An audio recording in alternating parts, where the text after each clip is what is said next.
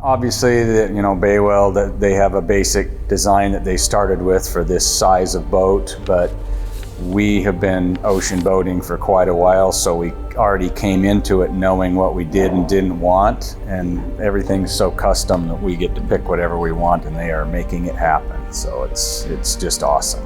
You don't get to do that with other boat builders, I don't think. So being in Alaska, we knew we wanted welded aluminum. We did not want fiberglass, just because the conditions you're sailing around in. It's just going to be so comfortable to be able to drive and fish, and the range it's going to have. And if we want to go for a month and spend a month on this boat, we can do it, no problem.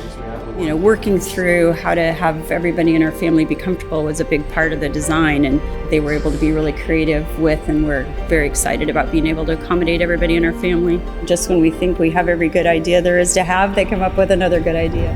So as we talk to the customer and figure out everything from the kitchen sink to the cushions to the helm to how they want to use the boat, we will work on this within the hull that we've originally designed, and to figure out how we can fit it all into the boat, layout, make it real functional and comfortable. It's going to be a nice big conventional cabin, and the back aft deck is a lot of the fishing and play space. The boat's also going to have the 3 of the Yamaha 425 outboards. We've got a davit and a crane on top where they can store a raft. And you can see it here, a few of the small items underneath below deck, but the boat's going to have a seat keeper, a gyro stabilizer. It's got a bow thruster for maneuverability. It's going to have a generator. They've even got a chest freezer that they're putting below deck to store all their goods for their long trips. We've planned it out and have enough space here where you can have up to 6 people sitting at the table. The helm chair can swivel around so that they can turn and look out into the living space. So on the next page down, you look, we have what goes on below deck, kind of down in the sleeping quarters. We've got a full-size head below with a shower, toilet, sink, and it's split between a small hallway with a forward Weber stateroom where there'll be a couple bunks. I think it's where they're planning to have kids and grandkids stay.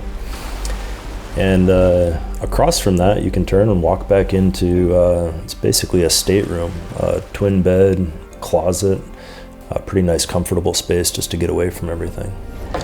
Yeah, it ended up way better than what we thought. It was just an amazing machine. Seeing it in action on the water, it is amazing. Just the way it handles and the way all the electronics are working, they're state-of-the-art everything. Same with the motors. The joystick control here is incredible.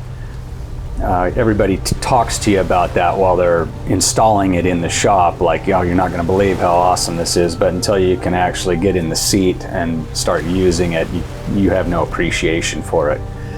And it's just it's an amazing thing. It's going to be our floating family cabin for a long time. In my opinion, they are the best aluminum boat builders in the state of Alaska. If you want the first class aluminum built boat that will really take some rough weather, almost unsinkable, the way they build these things, with the latest, greatest amenities and electronics and everything, you cannot go wrong with a Bay Weld. You just can't. You just can't. It took me a long time to figure that out. It took me 20 years and 3 boats later to finally get one of these, so I'm really happy.